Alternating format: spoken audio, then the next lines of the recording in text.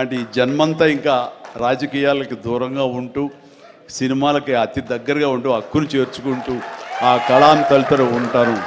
అది అంటే చాలామందికి డౌట్లు వస్తున్నాయి, ఏంటి కొంచెం అటు వెళ్తాడా ఏంటి, వాళ్ళకి పెద్ద పెద్ద వాళ్ళందరికీ దగ్గర అవుతున్నాడు, వాళ్ళందరూ దగ్గర చేసుకొని ప్రయత్నం చేస్తున్నారంటే కాదు, మరో రకంగా సేవలు అందివ్వడం కోసంగా చేయడమే తప్ప అంతకు మించి పొలిటికల్గా వెళ్ళటం అనేది లేదు. ఆ డౌట్ పెట్టుకోవద్దు my dear friends, media friends, లేదు పొలిటికల్గా వద్దు.